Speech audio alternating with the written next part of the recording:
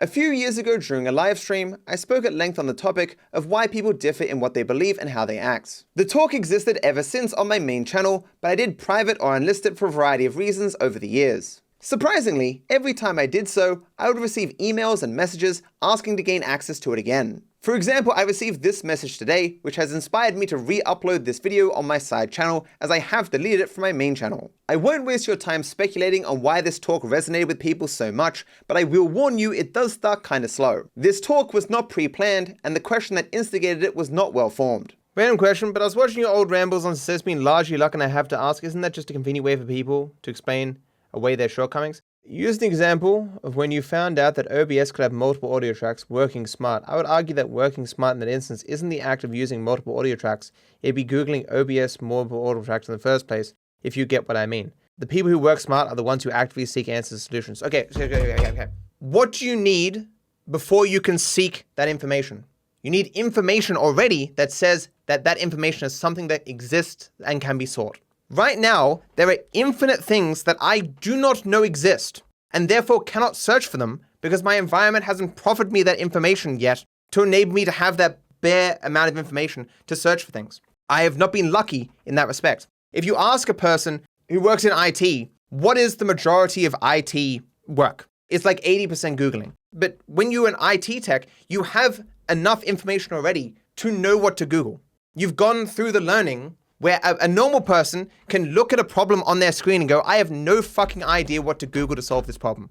They just don't know the terminology, they don't know the language, they don't even know if there's a solution that exists. You can only seek for things that are possible given the information that already exists in your environment, that you're just lucky to have. I understand what you're saying, but it's basically become paradox at this point. No, it's not. It absolves your responsibility for not searching for the answers. How so? How could you possibly ever be responsible for not searching for something that you have no ability to know even exists? How could that be your responsibility? You cannot possibly, at any given time, be simultaneously searching for literally every possible conceivable thing, irrespective of the likelihood of it existing. That's literally impossible. The only time that you seek information is when you hit a problem or something in your environment proffers information to you that is suggestive that such a search would be fruitful. It would be a massive waste of time for you to just randomly search for things. I have no reason to believe that right now there is a way to turn Dettol hand sanitizer into gold. Nothing in my environment, nothing that I know of that suggests this is possible. So why would I search for it? This could be a thing that exists. There could be someone out there right now who knows of a way to turn hand sanitizer into gold, and he'd be like, look at this fucking DarkViper guy, not searching for that information. But you can't have any expectation of me that I would search for this information. That's just not a thing. People can only work as smart as their environment allows. And some people's environments are more rich in terms of information, resources, niche knowledge that's only available to certain people that enable them to utilize their environments better than other people. And that's just luck, unfortunately. And there's no escape from this. Because you could randomly just strike out looking for information, hoping to stumble across something, but that is a very terrible way to go about looking for information. You'd be more often than not, in the overwhelming majority of cases, completely wasting your time. And that wouldn't be smart. Okay, I'll try a real world example here. Happened just yesterday. I walked past a homeless person begging outside a cafe that has had a staff wanted sign on it. In that scenario, is he merely a victim of his environment? How the hell would he get a job working at a cafe? What type of cafe is hiring a homeless person? Have you seen what a homeless person looks like? There is not a clone of me, to some degree well-rested, access to resources, clean, high nutrition, who's homeless right now. People who are homeless aren't just a manifestation of a lack of desire to succeed.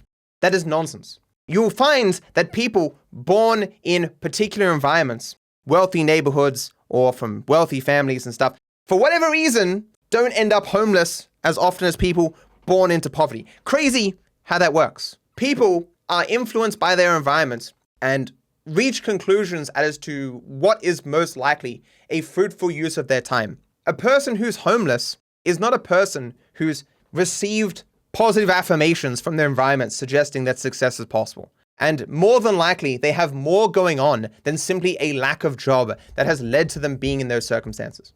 Traditionally speaking, a homeless person is not in a good state of affairs. They are not one job at a coffee place away from doing well.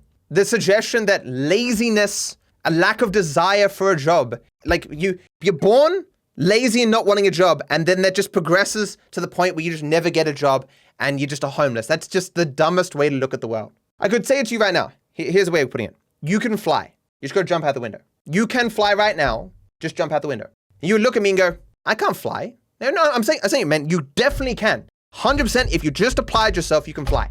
Like, I have no evidence at all that my jumping out that window will do anything more than just causing me to fall, potentially to my death, if not injury. I mean, no, man, you can do it. I know all of your environment has suggested to you that this is a complete waste of your time that will only result in even worse circumstance for you, but just do it. Just do it, man. This is what you ask of some people. Some people are in that circumstance where their entire life or their environment in general is suggesting to them that certain actions are not a good use of their time.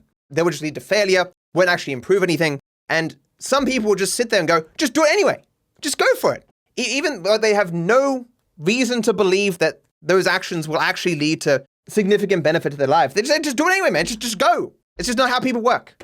People only perform actions that their environment suggests will be more likely to result in success in whatever they're pursuing. It's why people who are born to rich families or successful families or in rich areas or in wealthy countries, surrounded by successful people, they look around and go, wow, success is possible. If success is possible for all those people, it's possible for me. I mean, this isn't the only reason these differences exist, but this is one of the reasons that they exist, where people born in worse circumstances look around them and see people on welfare, people homeless, people failing businesses, people who are malnourished, people who are on drugs, and saying to them, hey man, you can succeed. No one around you is succeeding. Sure, your entire environment suggests that what you attempting to succeed in a monumental way in life would be similar to jumping out the window, do nothing more than cause you great significant harm, but do it anyway. People act as a response to their environment and in ways that their environment suggests are a good use of their time. He is in the environment that demonstrates success to him. How so? It isn't simply a matter of successful people existing, but that people like you can succeed. I personally do not think that there are many tools or mechanisms out there to help homeless people become affluent people. Well, I know from research that it's quite unlikely for there to be upward mobility from the very low stratas of society. To put it another way, if you're born into a circumstance of poverty, you are most likely going to end your life in poverty, as a rule of thumb. Like, let's say I became homeless tomorrow. I don't even know what tools I would use to get out of those circumstances, other than to use what I've already built because I was previously successful. Like if I lost all my money, I would rely upon my supportive family, you guys, these sorts of things that I only have because I've been born into a fortunate circumstance. Because 99% of the people walking past him are better off than him. Shouldn't they at least question why? Surely they question why. But a homeless person isn't like a person who is walking by them.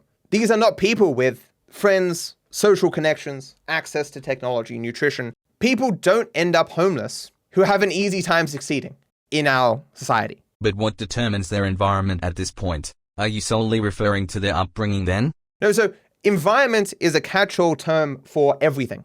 As in, you are a pool of genetics that interacts with your environment, and your environment shapes your experiences. You are a pool of genetics that interacts with an environment which creates experiences, and these experiences shape what you believe is possible or that you're likely to attempt to achieve. What is the greatest determining factor of your religion? The country that you're born in and the family that you're born into. What is the most likely indicator of your level of affluence at the end of your life? The level of affluence that you're born into at your birth. Why did no one prior to the existence of the movie Back to the Future have Back to the Future as their favorite movie? Because it wasn't in their environment yet. To use the example, so this person has existed in an environment that has had sufficient effects on them to get to a point where they're homeless. So clearly there has been sufficient environmental variables to lead to this. And you're just saying, just stop it. In the same way that I'm asking you to jump out a window despite no evidence that that's going to be a good use of your time. You're just saying, hey, I know that this, like say 30 years of life experience has led to this, but just stop doing that. Just apply to a cafe, which, let's be real, is not likely to give you a job. This suggestion that a homeless person has just never applied for a job, as if This homeless guy has just spent 30 years of his life to end up homeless. And he's like, man, have you ever thought of like just applying for a job? And the homeless guy's like, oh, what? I didn't think of this. What a genius idea. Whoa. Oh my God. What? I just never considered this one. Like clearly this guy is going to be having more issues. Does the same environment absolve criminals then? Punishment of criminals, to me, isn't a manifestation of blame or hatred. It is attempting to avoid outcomes. If you have this entity, let's just say X, it doesn't matter why X is as they are. If they are going to kill a person, this is something that needs to be prevented. And so whatever mechanisms need to be applied there in a civilized society should be done. Not with any sort of blame or hatred as to how this person ended up like this, but just because we don't want this outcome. It should be obvious that clearly endless variables outside of a person's control do influence a person to engage in violent crime, To be a criminal in any capacity. but that doesn't matter in terms of preventing the outcomes. But a lot of people don't have this mindset. They have the mindset that you likely do, that, oh, the criminals just being criminal, fucking criminals being criminal.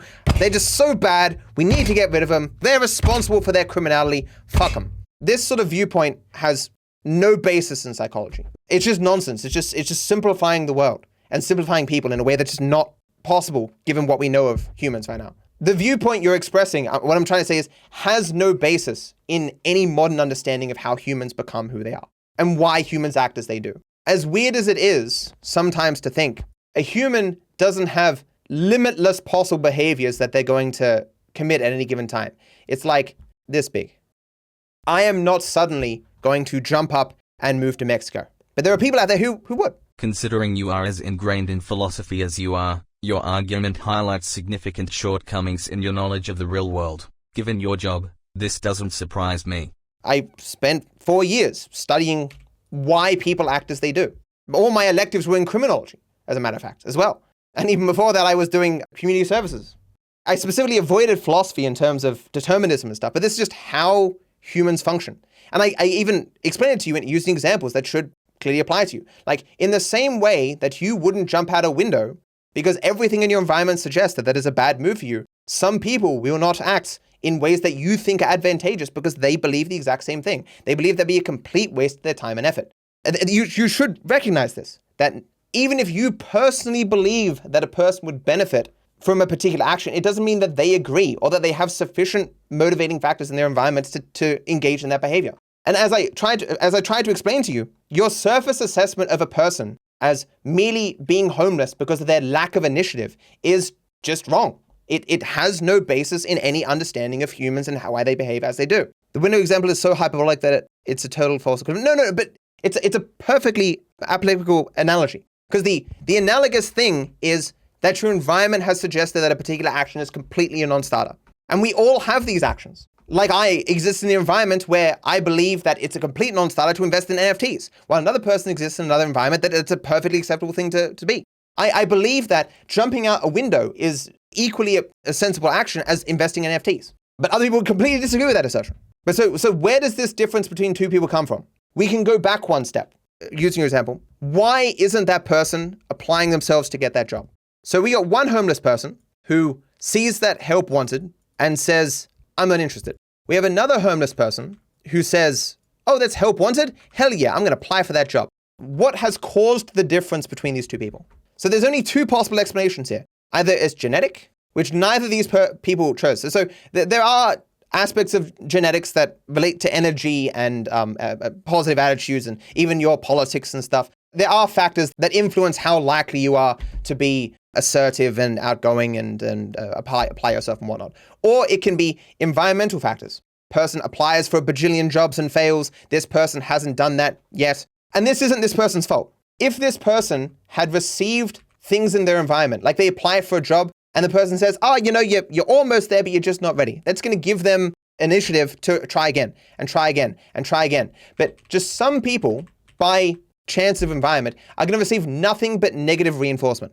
Nothing but. Everything they do will fail. Their situation will get from worse to worse to worse to worse to worse. Usually people who exist in bad circumstances already.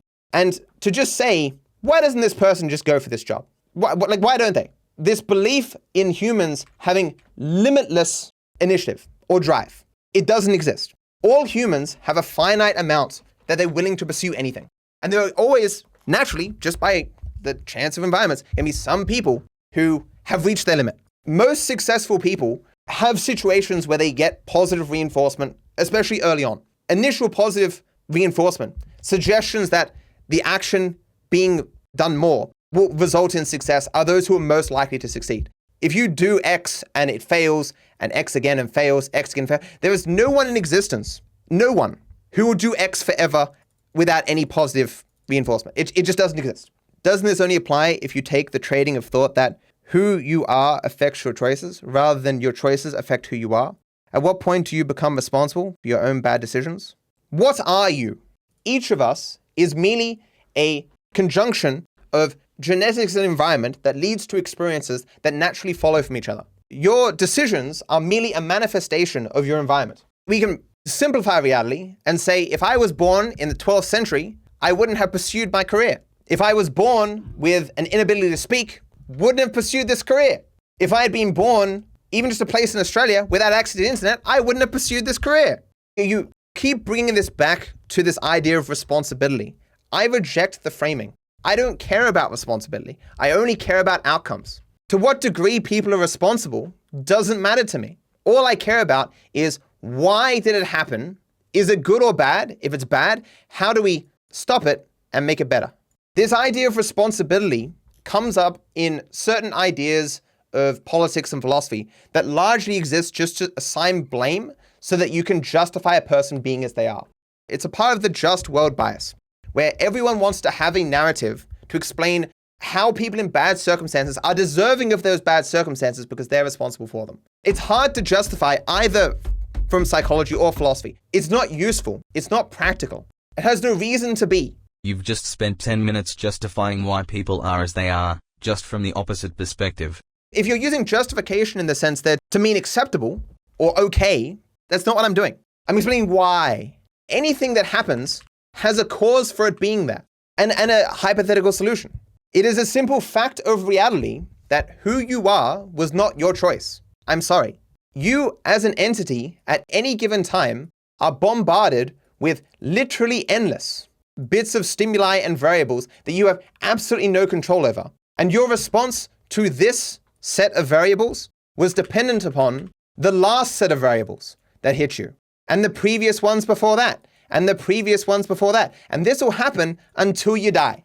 I can't force the air to leave, or I can't will my government to change or something. Is that what you would tell your kids and you expect them to be driven and motivated? My guy, reality can be discomforting.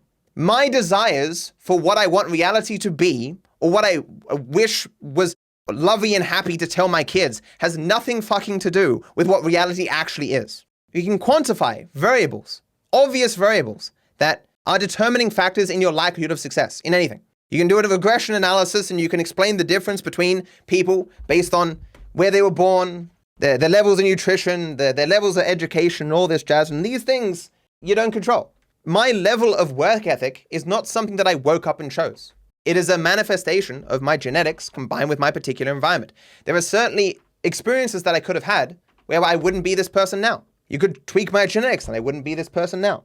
I am fortunate to have been in the circumstances that I found myself in. You can certainly increase your likelihood of success, no? Sure. At any given time, you as an entity have a bunch of experiences, knowledge and stuff like that you can apply to any circumstance that you're in. And it can be the case that you have something in here that can work with the environment that exists around you to increase your success. But sometimes that's not the case.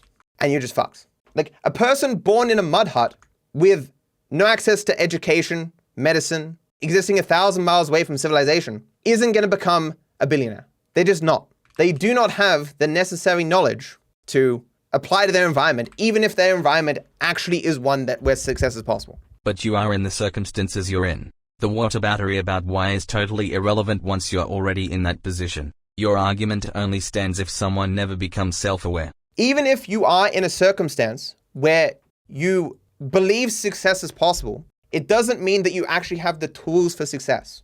Even if you are in an environment that imbues within you a belief that success is possible, it doesn't mean you have the tools to succeed in your environment. That you have the knowledge of what to pursue, where to look for information. There has to be something in your environment already that is at least a stepping stone for you to go, oh, these steps lead somewhere. And you've also got to have the right variables in your environment or your genetics or whatever to believe that stepping up these steps is worthwhile, or you got to have the energy for it or whatever. No, but once you know it's possible, you can at least begin to pursue that. Sure. So here we go. Here is the desert. You are here. I can tell you with a certainty that going in one of these directions will be success, and the other three are certain death. And you can only pick one direction. Where do you go? I personally don't move. Why would I risk a 75% chance of death? Fun fact, I lied. You die in every case. Success is staying put. What I mean is, knowledge that success is possible doesn't suggest that you can succeed. So until you actually succeed, you don't actually know that you can succeed. You can only have an approximate knowledge of that being possible. Success, as weird as it is ultimately trying to predict the future given your present variables. You're here, and there are endless possible things you can do. Sit on the couch, bring up your phone, you could type any number you want. Millions upon millions of things that you can do. And some of them will potentially result in your success. Picking these at random chance would be a fool's errand. It'd be a complete waste of fucking time. You'd only pursue it if you had a good belief as to a certain avenue of success that you can do and you can succeed. And to have this, you need the variables X, Y, Z, whatever, that says, hey, yo, here's a path. Your family are bankers and they say, oh, we've got banking connections, or you go to a school and a teacher's like, oh, you seem to have got some aptitude for art there, my friend.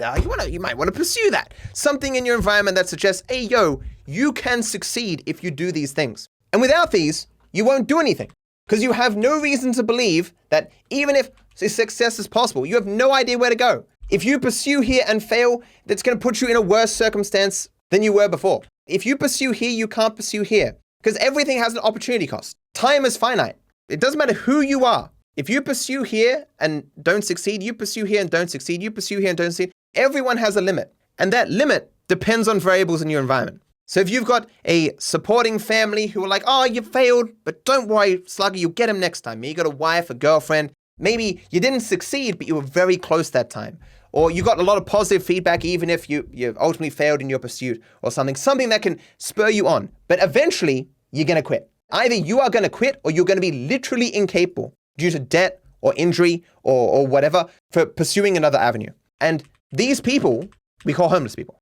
So there are two types of people who end up homeless. Either those who are effectively born homeless, they're just there, and their avenues of escape are effectively none, or people who their environment ultimately leads to those conclusions. No one wakes up and says, I want to be homeless today, right? Homelessness is a long path, depending upon where you start. No one just willingly walks that path. No rich person wakes up, a mentally stable one, goes, you know what? I'm tired of being rich. I'm tired of being born to affluence. I'm tired of going to the best schools and eating the best food and not being malnourished and whatever. I'm going to be homeless today. Homelessness isn't a choice. You can absolutely say homelessness is a mindset. That's true. But that mindset is foisted upon you by your environment. It's not something you wake up and choose. Because when you see a homeless person next to a help wanted sign, asking the question, why would he or she stay in those circumstances? And the answer would never be because they want to be homeless. Like if you walked up to a homeless person and gave them sufficient money to get an apartment or something, they probably would. If you wanted to make it your life's goal to help a homeless person, you probably could do that. If you just had limitless resources, if you could convince them that you're going to help them, you probably get them somewhere. Some you couldn't because they would be other barriers that you personally wouldn't have the knowledge to solve. Say mental illness or other forms of illnesses, just physical stuff. For a significant amount of homeless people, the difference of their homelessness would be a bit of information that you or I might have, or just a little bit of money or a little bit of care, but it's just never going to come, which is very sad. I didn't work for my supportive family. I didn't work to be born in one of the most prosperous countries in the world. It's just life. Life is unfair. I just can't agree with your framework. Abdicating responsibility for one's actions isn't a common ground I can begin with you on. Sure. So the reason for this is because applying responsibility is a useful idea for you to simplify the world. A person ending up as they are is a very complex process of understanding behaviors and forces and environment and different variables and whatnot and how experience relates to environments. But if you can just say they are as they are because it's their fault, you're done. It is a very simple philosophy, a toxic philosophy that makes society so much worse. But you're done. You are now done. It doesn't ultimately matter why, because they are responsible. It's their fault. If they're in bad circumstances, they are responsible for them. If a person is in good circumstances, they are also responsible for them. This worldview often rejects things like taxes or public funding or good works and stuff because this good person deserves their good circumstances because they're responsible for them. And this bad person deserves their bad circumstances because they are responsible for them. Any action to help this person is merely an act of mercy as opposed to an understanding of the imbalances of society and existence as a whole. And the reason why, when challenged here, you said, how could you tell your kids that? Everything I've talked about, the reason why you reject it isn't because it doesn't have a basis in evidence, or that the way you view the world better explains reality, but it's because my worldview would not enable you to do this. Your world would become much more complicated, and you just don't want to go to the mental effort. But at some point, they have to be responsible. But why? Why? Why at some point do they have to be responsible? When a child is behaving badly, their parents are responsible. Why? A child's genetics influence how likely they are to misbehave, as do the environment that they're in. A parent is more or less equipped to deal with an unruly child based upon the experiences they have within their environment and their own genetics as well. Can they afford a babysitter? Can they afford correct nutrition? Have their parents themselves been good at their jobs, teaching how to raise? People don't wake up and choose to not be able to handle an unruly child. It is an aspect of their environment as being imbued within them. We will never agree with this differing framework. But you'll notice that you aren't refuting anything I'm saying. You're not arguing. You're merely saying, this cannot be. This is incompatible with what I want reality to be, therefore it must be false. When I gave you just now a dozen reasons why people differ in terms of their ability to handle unruly children, you can't say, no, that's not true, because it is true. Because you're framing it in a way that makes it irrefutable, because it's true. So we have two people. We have one set of parents that are able to handle unruly children and other people who are not able to handle unruly children. They didn't just wake up one morning and go, I don't want to be able to handle an unruly child. There's reasons for why this difference exists. And these differences can either be genetic, which they did not choose, or they can be manifestations of their environments and the experiences that they have within them, which is merely a combination of their genetics and their environment. If there was a very supportive father here who's like, who takes them under their wing and says, oh, look, this is how you handle an unruly child, they would be able to handle an unruly child. If a friend said, oh, you're having trouble with your child? Well, actually, I was too, and here are the tools that I use to solve that. If this person isn't here and they're here, this doesn't make these people better people. It doesn't make them responsible. It doesn't make them better than these. It just means that this aspect of the environment is different. The nature versus nurture debate is not one where it's either or. It's a question of how much in any different thing. So X can be 75% nature, 25% nurture in general, and Y can be the complete opposite, right? It is both, and it's obviously both. It's just a question of how much. These are unanswerable questions, mate. What do you mean they're unanswerable? They're analogies. Saying that you wouldn't jump out the window because nothing in your environment is suggestive that would be a good action for you isn't a thing that needs to be answered. It's just a statement of facts. In the nicest way possible. This feels very Dunning-Kruger. What do you think Dunning-Kruger is? This is literally the thing that I studied for like 4 years. I can be wrong, but clearly I possess knowledge of this topic. I wouldn't have been able to speak on it for fucking 50 minutes.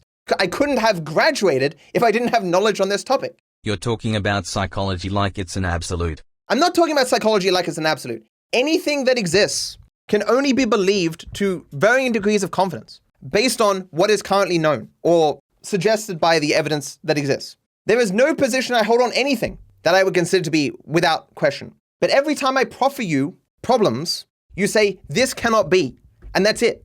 You've just been incredulous. There must be a point where there is responsibility. There must be. What will you tell your children? These aren't statements of a person looking for the truth. It is, there must be a way to confirm what I want to be true. Because it'd be a nice world where everyone, whatever circumstances they're in, were deserving of those circumstances.